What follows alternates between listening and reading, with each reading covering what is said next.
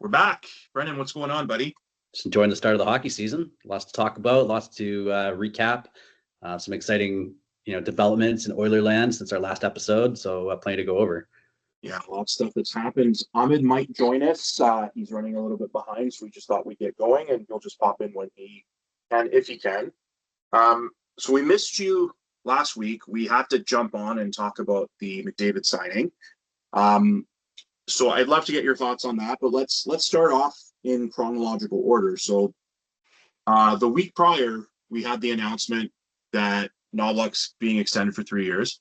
I think Podkolzin was just before that, a few days before that, right? That's right.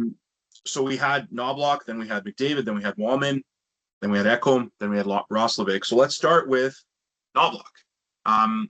Last pod that you were on, you had mentioned, that was kind of a key thing. What are you thinking? Term, you happy with it? What's on your mind on that? Yeah, it's a perfect contract, I think, for this group, right? We have 3 years of certainty behind the bench. Coach has taken this team to the Stanley Cup final 2 times. They're trying to get the mission completed. The players obviously like him a lot. McDavid obviously likes him a lot. And there's no uncertainty around who's going to be leading this group this year or next year.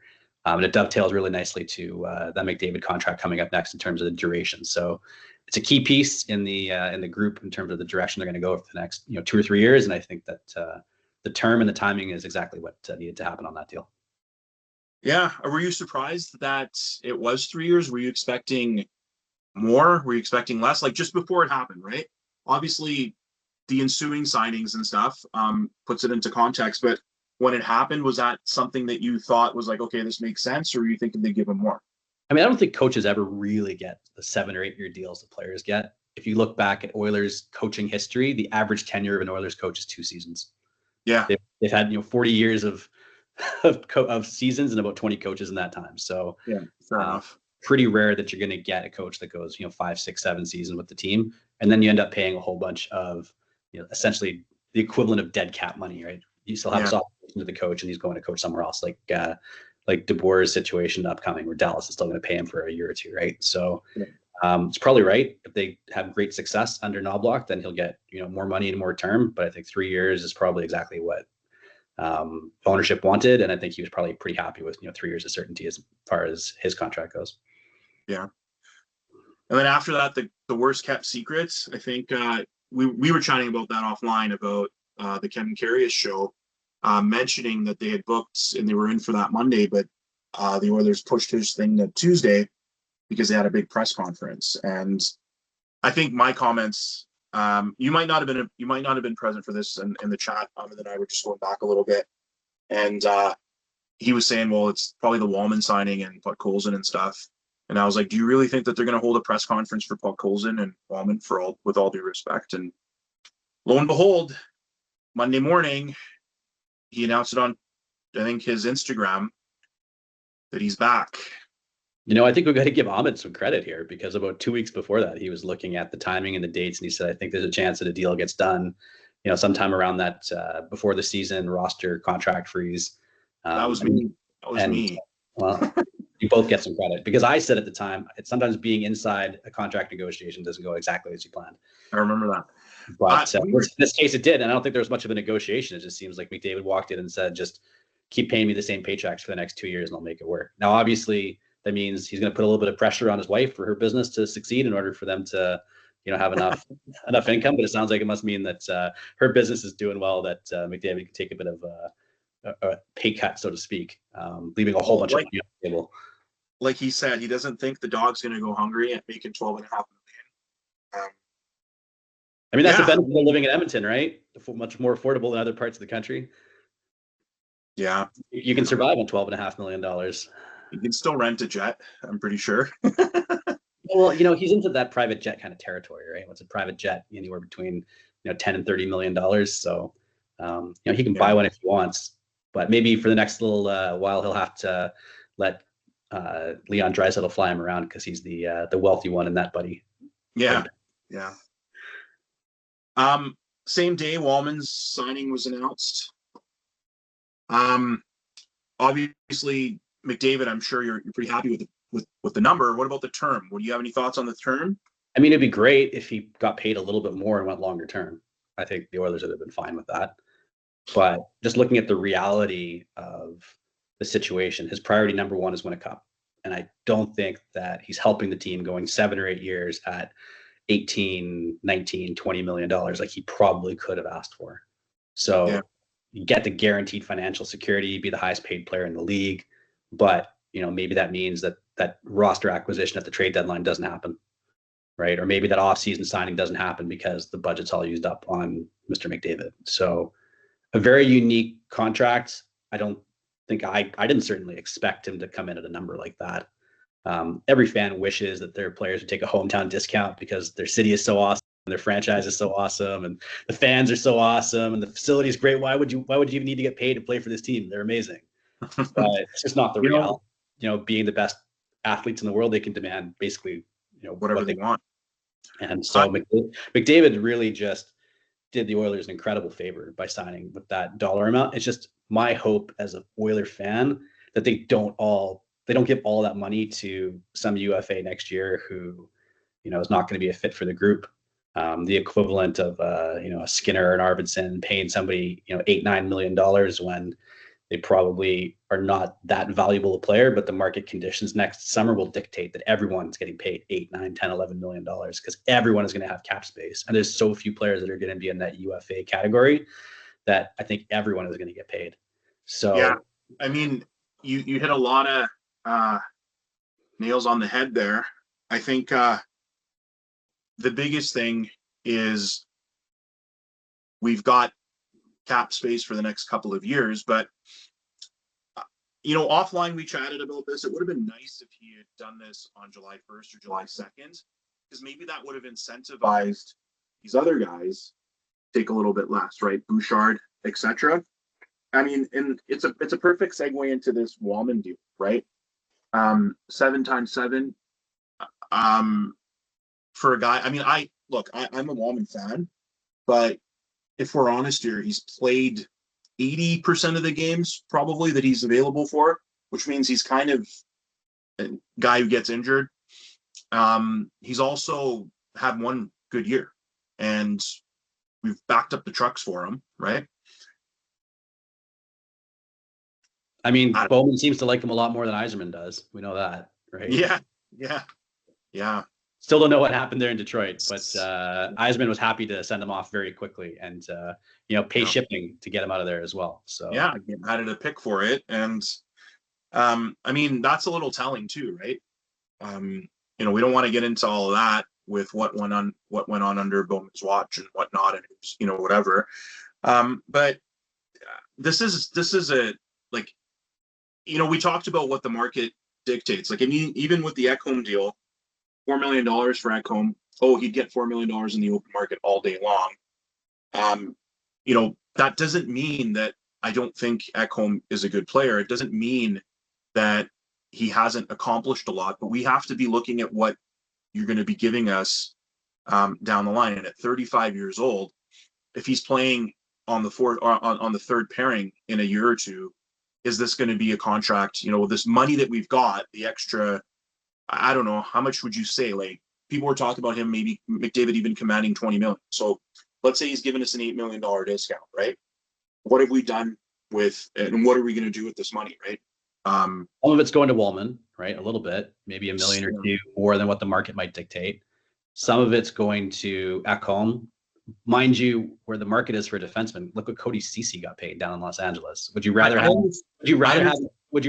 Ekholm in his late 30s on your team on the third pairing at $4 million, or would you rather have a younger Cody Ceci making the same dollars on your second or third pairing? I know which player I'd rather have, given the age and the risks. I'll take the more elderly and the potentially slightly more beat up Ekholm over Cody Ceci for sure in that situation. I understand that, but my point still is, when you could have gone and you could have said, well, the LA Kings were willing to pay Corey Perry that money, so why didn't we do the same thing? And just because the market dictates something, the market isn't always right. The market, in fact, in a lot of terms, especially during free agency. So comparing a free agency contract to somebody who's re-upping, I'm not sure if it's the fairest comparison, right? But I do get what you're saying. And the cap is going up. is it? I mean, during the Stanley Cup Finals, look at perspective, right? We had Kulak making 275 as a number 5 D man, and when things started not going our way, you heard the people talking about depth and people stepping up, and the right immediately after that, we heard about needing to be very shrewd with your moves, and comparing to Florida, their bottom, their third pairing D and their bottom 6 are making like $1 million, $1.5 million to what we're paying our guys, right? I guess there's a tough balance that has to be struck because you have McDavid offer this huge discount. So now you have to be shrewd with your moves. You have to be very wise with how you're going to invest those extra dollars. But at the same time, you have to win now. You have to do whatever it takes to bring in the players to win now. And you can't do both really at the same time, right? You have to get to fill the need, but you also always try to do it as economically as possible. And you, as somebody who's worked in the financial industry for a long time and in the mortgage industry for a long time, you know what it was like in 2020 and 2021 when no one was selling their house and suddenly there was a huge amount of funds available to people and there was a lot of dollars chasing not a lot of properties, and the price for all those properties went way up. So when we look at what's going to happen next summer, you're going to see that there's not a lot of names out there that are big name free agents, and there's going to be a lot of dollars chasing those few free agents. Brett Kulak, a name you brought up a moment ago, he's going to get paid, whether that's by the Edmonton Oilers or the Toronto Maple Leafs or the Montreal Canadiens, where he's played before, or somewhere in the States. He's going to get paid because if he gets to that point where he's at free agency, he can help a team be more competitive. And it's going to cost somebody more than $4 million a year to hire Brett Kulak to play defense for them. Probably. On that note, we'll talk about the games and stuff a little bit later, but I just want to mention, you and I think agreed, we talked about a little bit last night, Ekholm was having a heck of a game. And start of the season, I know it's not sustainable, but these guys, Ekholm, Bouchard, I think they're out shooting their opponents almost 3-1, 2.5-1 or something like that, right? So if we get Ekholm and he can perform like this for another 2 or 3 years, and then we've got to pay him, or does he have? He's got. Sorry, his contract kicks in next year, right? This year plus 3 new years. So if we can get 3 more years of Ekholm on this, and then in his last year he's on the bottom pair, then I feel like it's a win, right? If we get this Ekholm for the next few years, then I think it's a no-brainer win. Well, I think you have to go a little bit cautiously. He's played really great through the first 3, let's say 4 games, right? Preseason. So can he play that well through the next 4 weeks, through the next 4 months up until the Olympic break? And then we can talk about years, right? But I think that fair enough. The signs on the very limited sample size that we've had since Ekholm's come back from a pretty serious injury have been very reassuring. He certainly looks better today than he did in the Stanley Cup Finals last year when he was clearly still hurt. It must mean that he's had a great summer of recovery and rehab and getting his body ready to play again. You can only go through that cycle so many times where you're getting back up to 100%, and your body is going to be less and less forgiving as you get into your elder 30s and into your 40s. I can speak from experience, and certainly not at the elite athlete level, but just once you get into your 40s, it gets harder and harder just to perform where you were before. And so that's a risk that the Oilers, I think, are going to take, and they're happy to take. He's probably the best available option out there for somebody who can play on their blue line. And there's going to be injury risks no matter how old somebody is or how many miles they have on the odometer. But he's a player who wants to be there. He's a player that can make a big difference in games. And I think the Oilers are pretty lucky to have him at the contract they got him for. There's also the intangibles. There's the leadership. Again, he wants to be there. He's a big part of the community. Those are things that we can take into account. Also, just the type of injury that he had, it's not something that, like, once it's healed, it sounds like. And you get your mobility back, which is great. But that's one of the things that, that's another debate. Is it better off giving Brett Kulak some of that money? I think definitely the brand, the marquee name, the greater name is Ekholm. I'm just, again, worried about how this contract is going to age. If we get 1 year out of it, 2 years out of it, is it having him as an anchor for 3 years? That's a bit scary to me. But again, you're right. There's you can only go with what you know at the time, and you also got to look at what's available on the open market next year. and who your targets are. And there's a risk. There's a risk. It looks like the Toronto Mark Giordano contract in a couple of years, right? Where that was okay the first year, and it was not okay the other years of that term. Yeah, so exactly. But that's the risk you're going to have to take. Exactly. Right? Yeah. Yeah. You're not going to find some 27-year-old top four defenseman who's willing to, come in and move to the Oilers and play for $4 or $5 million a year. It's just, there's no one out there like that. Yeah. Now, in terms of better value or better bet, Wallman versus Ekholm, what do you think? That's tough because I think Wallman's getting paid more, so the risk is higher.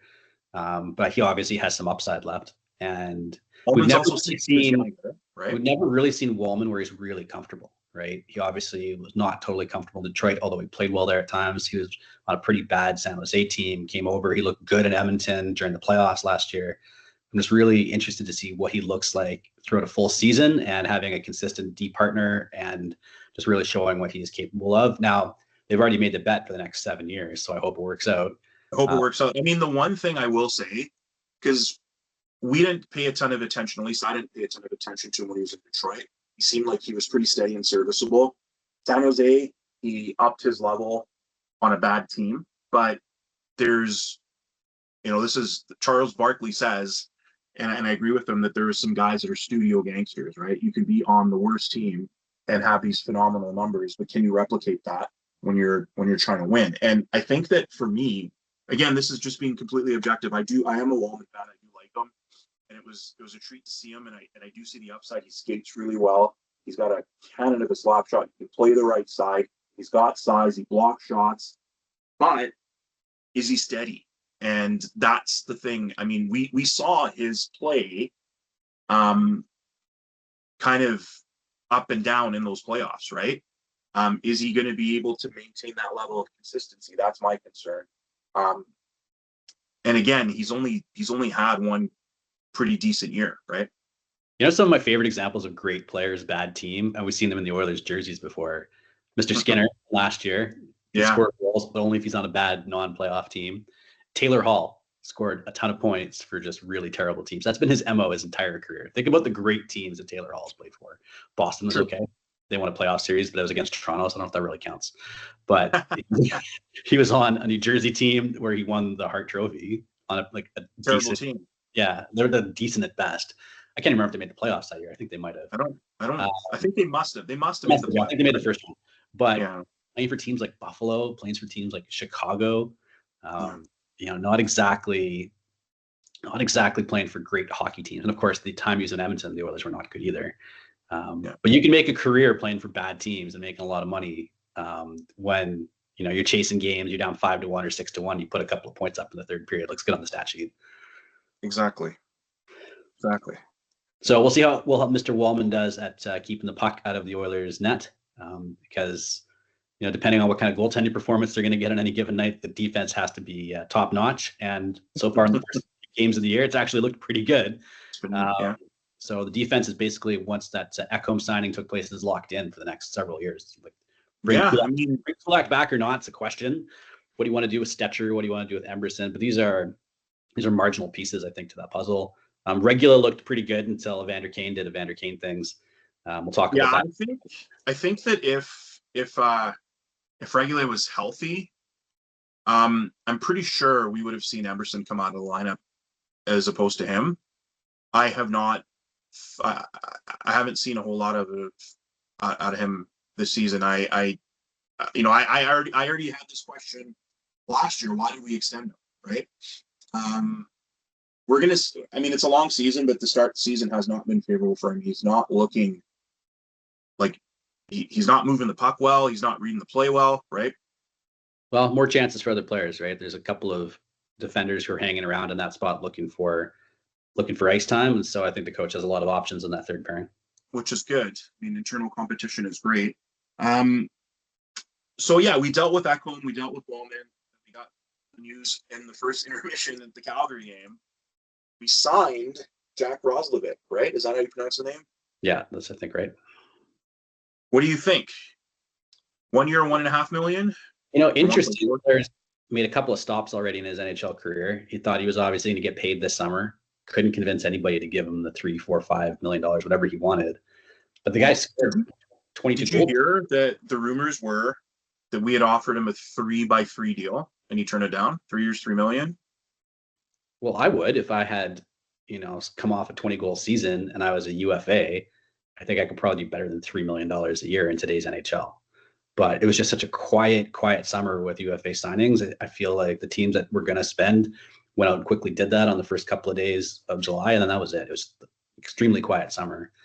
And Roslovic, I think, probably could have gone out and found a team that was willing to pay him some more money, whether it's San Jose or Chicago or Boston. I think one of those teams probably would have given him like a contract that starts with a 3 or maybe a 4 if he wanted to go and play with one of those teams.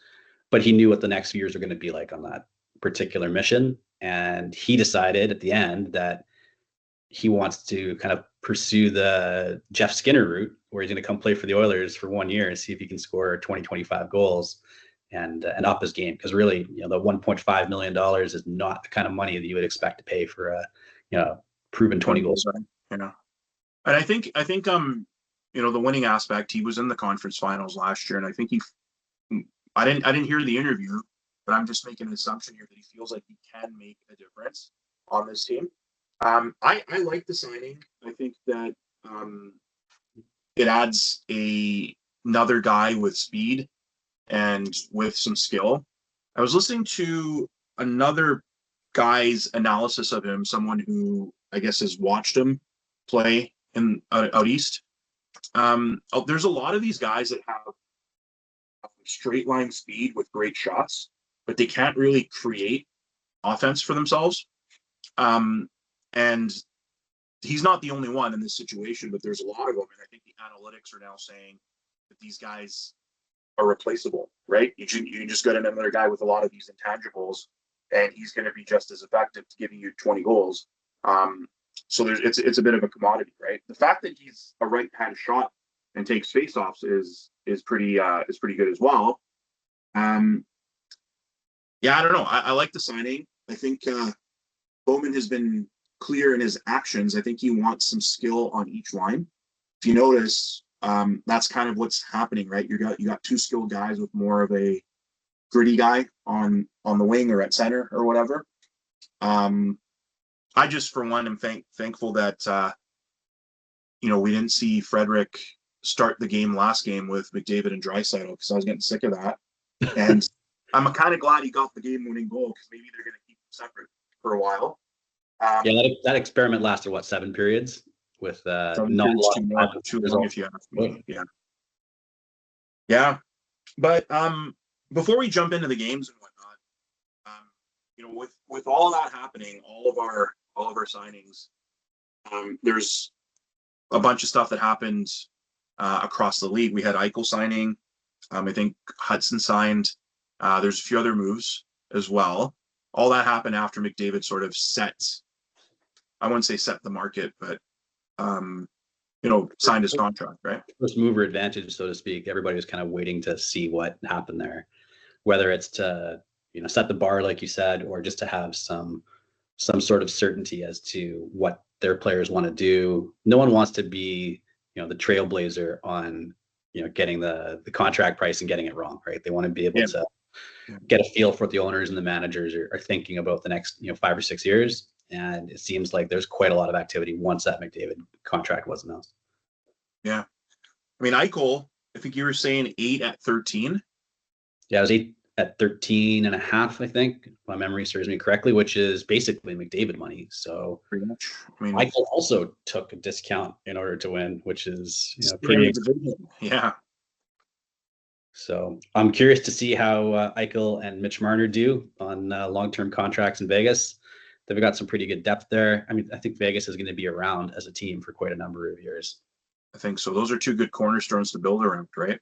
Absolutely. I think I haven't been to a game in Vegas yet, but I feel like the Vegas fans are treated to a pretty good piece of hockey entertainment whenever their team's playing. Yeah. And the out-of-town fans are going to have a good experience whenever they go down to watch their team play against the hometown Vegas Golden Knights. And I think ownership is really committed to those two players, and they have a good surrounding group around them, which is super frustrating as an Oilers fan, because you're just going to keep on running into the Vegas Golden Knights in the first round or the second round, pretty much. right? If you want to go to get to the final, you're going to have to go through Vegas eventually. Go through Vegas at one point, for sure. I think, though, you brought up a good point offline that I'd like to touch on. The contracts that we're seeing for some of these guys pending RFAs. I think that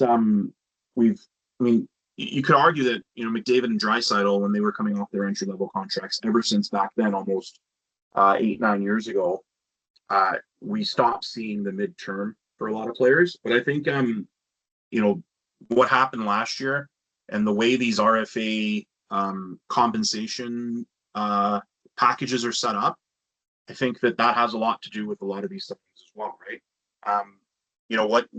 It's up to $7 million, and you give up a first and a third or something like that, right? Yeah, that's right. Up to 7 and a tiny bit, just over 7. But basically, if you offered somebody a $7 million contract on the nose as an offer sheet and they sign with you, then your foregoing compensation is a first-round pick and a third-round pick. But let's say you're going after a player who's a top 10 draft choice, right? And the pick that you're potentially giving away is somewhere between 20 and 30. And you throw a third rounder, lottery card in there. That seems like a pretty unrealistic trade. Like why wouldn't you, for the extra dollars, go and sign one of those top 10 draft picks for $7 million a year? And St. Louis figured that out, and it got them Holloway and Broberg pretty fast. For a second and a third. Yeah, the compensation model for those players that get drafted, and they spend 4 or 5 years in development, and now suddenly they're out there playing as NHL regulars, scoring 10, 15, 20, 25 goals. And in order to get that player from another team, all you need to do is sign them to a $7 million deal and give up a first and a third. Like, why wouldn't you make that offer sheet? Yeah. So especially for a team that is trying to move further along, right? If you're rebuilding, I guess there's a case for that. But even in that situation, if you can get a guy who's got some proven pedigree, and essentially, if, like you said, if you're in the late teens, early 25 range, why not make that bet, right? Especially if you have the cap space, right? If you're one of those teams that are in the middle that are not quite in the playoffs yet, but you're not terrible. Let's look at maybe Utah thinks that they're there, and Anaheim probably thinks that they're there. On the other side, maybe Detroit thinks that they're there. Those teams had or have cap space. And if you go after a player who I think is a perfect target for an offer sheet, Adam Fantilli in Columbus. Yeah. He had a pretty strong season, scored over 20 goals. He's got a couple of years of NHL experience. He's coming off his entry-level contract where he's making $900,000 a year or something like that. Yeah. What would Columbus do if somebody signed that guy to a $7 million a year offer sheet? They'd have to match it. I don't know how Columbus has to match it. They're not exactly, loaded with huge contracts, but that would be a tough pill to swallow, so to speak, for them to pay somebody, times seven for what's essentially, 23-year-old player who, is just starting to get into their earning years. Maybe they'd rather, if they had their choice, bridge him for 2 or 3 years, pay him a little bit less, see what they have. But you're going to have a hard time defending players like that from offer sheets, especially next summer when everyone has lots of cap room. Yeah. And I think that's exactly it. And that's why some of these guys in the defenseman from Anaheim, Lacombe, Luke Hughes, I think got $9 million or something like that. Hudson. I would love to work for Pat Verbeek if he's going to offer people $9 million for a couple of years of hard work, right? Yeah, absolutely. So interesting. More to come. We'll see what happens, but I think that definitely makes sense. I think the whole RFA thing, and I don't know. I'm not really sure on that side. On one side, you've spent 4 years building a guy up. You should be getting more of compensation. The people behind the CBA, obviously they want to get their players to earn as much as possible. I don't know if they can find a happy medium. Personally, I don't really like, and obviously it's dear to home. It really hurts when you have some guys that you are counting on to come in and help lower the cap space, help take on more minutes, help graduate. To be successful and to prolong your run, you need these entry-level guys that are outperforming their contracts, right? And to lose 2 of them, I mean, it hurts, right? So I don't know if that's where a lot of this is coming from, but um, like I see both sides, but I feel like we need to do something about this to protect some of these assets, right? I used to argue the opposite too, right? Where it seems like it's a crazy idea to pay these 24 or 23-year-old kids millions and millions of dollars over 6 or 7 years, commit long term to them and hope it works out as a fan or as an armchair general manager. But general managers around the league used to do the opposite. They used to pay for past performance. They used to pay for past performance, yeah. There was no guarantee that they would get anything from future performance. Look at the contracts that were handed out to players like Bobby Holik, players like Chris Drury, players like maybe Alex Tangate. Well, yeah. There's some players that were star players, and they would hit UFA at age 30, or even a second UFA contract at like 33 or 34, and they were getting paid serious money. Jeremy Roenick, yeah, with no real prospect that player was ever going to score 70, 80, 90 points ever again in their career, but they were getting paid all the way through to the end.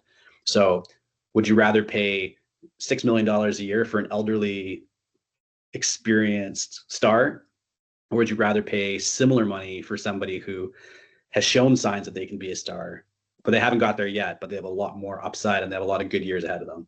Yeah, I mean, Kane and Taves, for example, they never won the cup when they started making 10 or 12 million or whatever it was that they were making, right? I think there's only one team that won a Stanley Cup with a guy making 10 mil or more, right? Was that Colorado? Yeah, who's making $10 million a year in Colorado? Or did McKinnon sign that contract after? I heard that there's never been an NHL team win a Stanley Cup with a $10 million player on their roster. I could be wrong on McKinnon, but let's just say that that's a general rule, maybe one or two exceptions. If you start paying your players 10, 12, $15 million. What was Eichel making? I don't know. Sorry. He must have been making something, because McDavid was making 12 and a half at that time. McDavid was making 12 and a half when McKinnon had that contract as well. So maybe there's maybe a handful of exceptions, right? Right. Something nothing more. Yeah, it's all about roster construction. You do have to get the best value out of your players, right? Whether they're $10 million players scoring 100 points or somebody on an entry-level contract is going to come in and score 30 and 40 points and then, really solidify your roster in the playoffs. If you're going to win, you're going to have everybody contributing above what their pay grade really is. Well, what about if you have 50 million, 54 million tied in 6 players? And the players being... Well, the players are being Jake Wallman, Darnell Nurse, Evan Bouchard, Connor McDavid, Leon Draisaitl. Maybe it is our 6th. There's a risk that they look a lot like the 25 Toronto Maple Leafs when you have the core 4, so to speak, all tied up for pretty serious money. Yeah. But a rising cap lifts all boats, right? So we'll see what happens in the next couple of years. But let's set money and dollars and contracts and what ifs aside. Let's talk about some actual games that we saw on the ice in the last week. Yeah. Let's move on to that. So we've had 3 games now, I think it is, right? That's right. 2-1 to start the season. Our good buddy Stuart Skinner. A friend of mine last night sent me a note after I had sent him a note like let's. It was definitely a good performance last night, but let's not forget and let's keep our cooler heads prevail here. Let's stay a little bit level-headed. And he was like, well, you could also argue that Skinner hasn't been beaten by a shot all year long, which is kind of true, right? None of those goals in Calgary were actually like real legit shots, right? It's funny how we just talked about some actual Oilers games, and the first thing that organically came up is just talking about Stuart Skinner and whether he's good or not, or whether he's capable or not. Yeah. Any other aspects of those, like the game against Calgary. Okay, we had the McDavid and Draisaitl and Frederick experiment start. Not a lot happening on 5-on-5. They had a power play goal. They had Noah Phillips scoring a goal. They had Mangiapane scoring a goal. Everything was looking pretty good. And they signed Roslovic in the intermission. Like that's a pretty good opening 40 minutes. And then, there was that bit of a bounce back in not 40 minutes, after about 30 minutes, it started to bounce back. Fluky goal. I mean, that you accept is sometimes shots just go off a skate. We saw that happen in the Oilers' favor a couple of times in the playoffs where it bounces off a skate and then we'll take it. It goes against. And then Stuart Skinner had a bit of a stick fight, sword fight in the crease. Didn't get the call to go his way. And then suddenly, we saw the resurgence of Mike Smith, Oilers goalie, aka Stuart Skinner, deciding that he wanted to be a puck handling expert, and Bouchard had no idea what he was doing, and I don't think Skinner did either. And suddenly it's in the back of the net. I can't believe like Ahmed's first reaction after that goal was, "What's Bouchard doing? Bouchard's an idiot." But if you watch, I mean, I didn't have to watch the replay, but when you watch the replay, what is Bouchard supposed to do there? That's on Skinner. Bouchard's got his play to the back. But let's rewind all the way back to that first goal. Okay, that was a fluke. I still maintain that a goaltender who is focused is less likely to let something like that in. But why in the world does that play even happen? You're up 3-0. Okay. Connor, Leon, Nuge are having a game, 3-point night each. Power play's looking like it's buzzing. Got 3-goal lead halfway through the game. Now's the time to shut it down. Why is your 30-year-old, 10-year veteran making $9.5 million a year, supposed to be part of the core of the top defensive team in the league, Darnell Nurse, why is he going in 1-on-4, I think it was 1-on-3, 1-on-4, and making like some tight move to try and he's not even doing anything. And why not just dump that off? Your team's changing. Why does that even happen? Why is that happening? You're in the NHL. How did you make the NHL? Because you're not even making those moves in minor hockey, right? Darnell Nurse is one of my favorite athletes. And I say that because I think he's an absolutely incredible athlete. I feel like he was in sport. He could be a star basketball player. He could be a star Olympian in track and field or in gymnastics, whatever athletic discipline he decided to be part of, I think he would have excelled in. But that athleticism saves him all the time from some less than adequate reads on the ice. And so he's a half step slow on his read, but he's a half step faster to react than everybody else just based on his athleticism. And that usually balances out. But don't expect, calm, steady, situational awareness, situational decision making consistently from Darnell Nurse. He's not that player. I don't know. It drives me wild. Some nights I wish that he hadn't chosen hockey to be his profession. I wish he was doing volleyball or like shot put or swimming or something. Just drives me insane. It would have been less frustrating for other fans, but sometimes it works out. Sometimes I've sat there on the couch and fist pumped for a Darnell Nurse shot finding the back of the net. It sometimes works out. It does work out sometimes. It works out more often than not, but when it doesn't, it's such a colossal foundational issue. And then this is the other thing, right? Good goaltending erases a ton of mistakes, right? For years and years and years, the narrative is Edmonton is not a good defensive team. Edmonton doesn't play good team defense. When Edmonton gets good goaltending, Edmonton is unstoppable. And good goaltending, I mean, league average is 900 save percentage. If we get 900 save percentage, pretty good team. It's been a pretty good team historically, right? I mean, how many wins did Calvin Pickard get in the playoffs last year in the first 3 rounds? With just by providing pretty average goaltending. And how many games did they win? A lot of them. They won 13 games with Cal Pickard or something like that. Maybe not that many. Sorry, that's not right. 7. 7. That's right. 7 games with 3 goals against a game.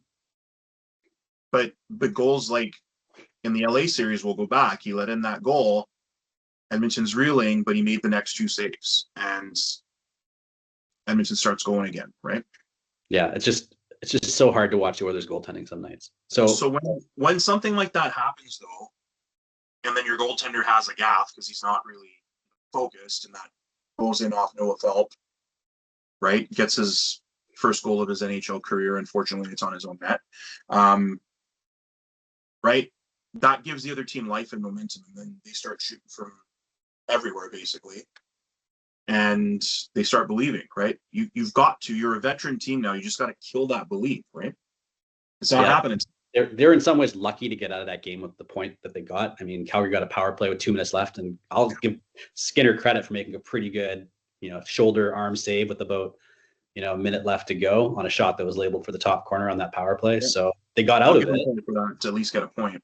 I didn't like what I saw in the shootout. There was a lot of pucks that got past them. A couple of posts. Thank you. someone Yeah, thank thoughtful you. on him that somehow like hit the inside of his knee or something and stayed out. He did not look sharp on those shootout attempts, No, no, no. especially when you compare him to Dustin Wolf at the other end, who seemed like On really the low. other end, yeah, the saves he made, unbelievable. That's another thing too. Dustin Wolf kept the minute when it was 3-0. He did make a few pretty big saves. Let it, I guess, within striking distance. And again, um, you know, I'm really glad to see though that the post game coach came out, called out Darnell Nurse specifically for that play, and then the next night or the next game he went to Pickard right away. Pickard had a pretty slow night, but Edmonton was pretty much all over Vancouver, and he stayed with it. I mean, that goal that he let in that game wasn't the greatest goal, but I think overall he was focused and he made some pretty decent saves. Right?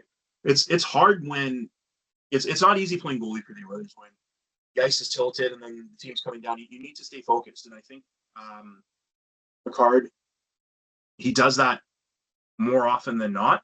The only issue that I have with him is when he gets an opportunity to take the take the reins, he doesn't. He doesn't rise to the occasion, right? And that's why we're having this conversation, right? Yeah, just so frustrating watching a great team like the Oilers who are just, one piece away from just being a division winning, Stanley Cup contending, championship caliber team, right? So they have the goaltending that they have. Some nights it doesn't work. Some nights it looks amazing. So let's talk about the Canucks game. The goaltending was obviously adequate for a superb defensive effort. Let's give the Oilers defense credit for really just locking down everything. I don't know how many grade A chances Vancouver got. There was one that I remember that I think McDavid broke up with a stick at the very last second with a few minutes left in that game that, would have made it 2-2. But there weren't a lot of moments out there for Canucks fans to stand up and think that they were going to get back into that game.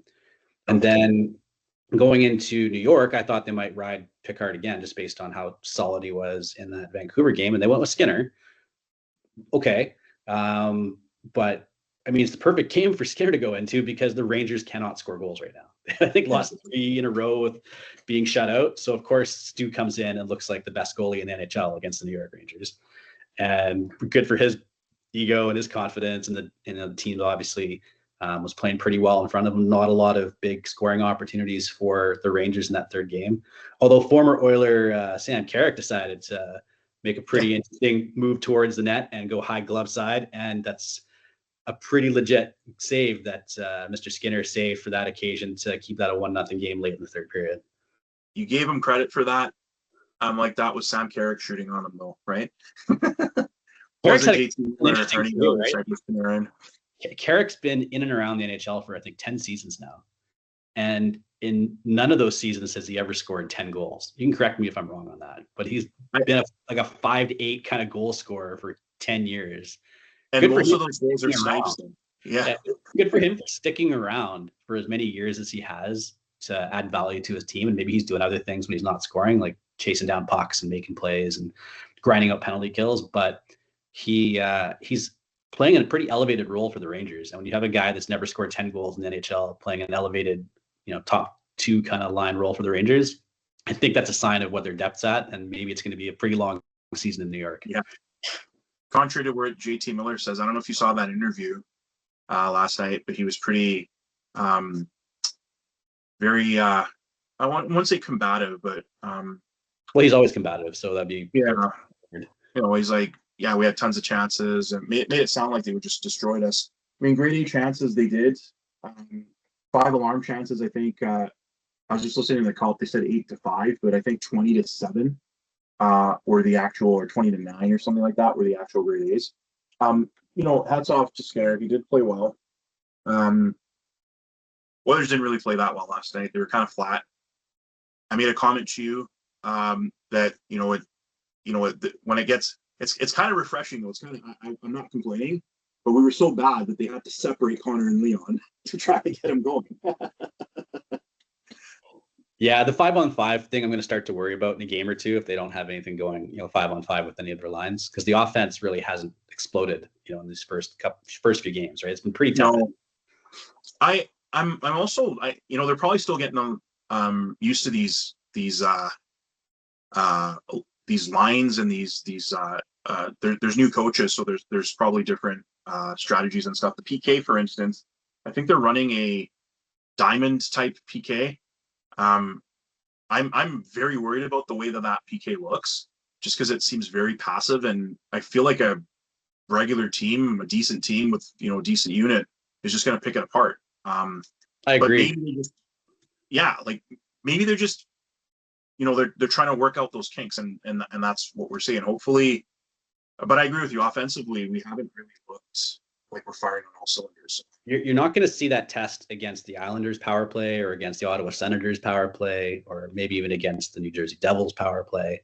You're not going to really be under the pump, so to speak, until you got to face Vegas or Colorado or one of these teams that have just those juggernauts on the offensive end. But I feel like if they decide to keep rolling out this particular penalty kill structure against those top teams, they're going to get exposed pretty fast.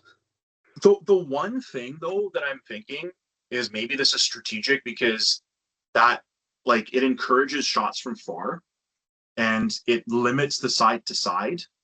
And one of our goaltenders has a problem going side to side, right? Good so point. I'm not. Yeah, maybe you take your chances on Stu fighting through traffic and trying to stop a 40-foot shot, having to do that cross seam one time in a reaction save, right? Yeah. We'll see. So we got the Islanders next, and we got the Devils, and then it's not Dallas after, is it? They can play Ottawa after. I could be wrong. Is it all? Well, we play Saturday and Sunday, right? Afternoon games, I think. If I'm not mistaken. Let me quickly have a look at the schedule. Yeah, I haven't looked that far ahead. Let's see here. It's just nice when they go out east that they don't have a 10 a.m. Saturday game like they seem to have had the last time. A couple of times they go through New York. Well, we've got a 10 a.m. or a 12:30 Pacific game versus the Devils on Saturday, and then a noon game on the 19th, which is Sunday, and then we do play Ottawa on the 21st at 4 p.m. Yeah. And then that Thursday we're in Montreal. But yeah, so we do have back to back. I guess it's the Red Wings. We'll see Jake Wellman's old stomping ground. I was surprised by the Red Wings putting a couple of back-to-back wins against the Toronto Maple Leafs together. That was interesting to see. Yeah, especially I was watching some Leaf reactions to that game. They were up 2-0 in one of those games, and they blew it. Always get a kick out of that. And then Detroit managed to score a goal with about 45 seconds left in their most recent victory in Toronto. The fans were pretty nonplussed by how that game finished off. Yeah. Always interesting to see. I mean, it doesn't matter what anybody else is doing, whether Colorado or Calgary or something could be on a 6-game winning streak. You're always going to hear about Toronto, what happened in Toronto first, right? So I kind of get a kick out of seeing it not go so well. We'll see what happens. I mean, it's unreal too. Just having this conversation with a friend of mine who lives in Toronto. They're talking about, no one's really even talking about the loss of Marner, right? I mean, he's one of the best players in the NHL, and you got a decent player for him, but no one's talking about that. It's insane. It didn't really backfill that position on their roster, right? They gave Tavares some money to stay, and you got some depth signings, but you did not replace that star power that Marner had. Marner's good for 100 points a year. How are you going to score 100 points by committee?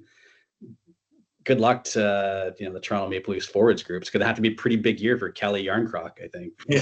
Good luck to that committee. They got a scoring committee. I don't know. We'll see what happens, but yeah, I don't know. Touch wood here. We don't go through that, but losing a guy like Marner. I'm not saying he's McDavid, but in any other draft class, that draft class was absolutely insane. I think what was it? It was McDavid, Eichel, Dylan Strome. Marner went 5th or something like that. It was insane. Yeah. Right? Any other draft class, Marner is probably top 1 or 2, right? Yeah. And if you redid the draft, you'd probably draft him, top 1 or top 3 maybe, right? Yeah, who would you rather have, Eichel or Marner? And if you're Vegas, you get both. So maybe that. Yeah, unreal. I can't believe Vegas didn't draft either of those guys. Yeah, but Anyways, things man. always seem to work out for Vegas in terms of roster composition, but Yeah. hasn't worked out for them in the playoffs the last couple of years. So Hopefully that trend continues. We got to sign off though. We're approaching the hour here.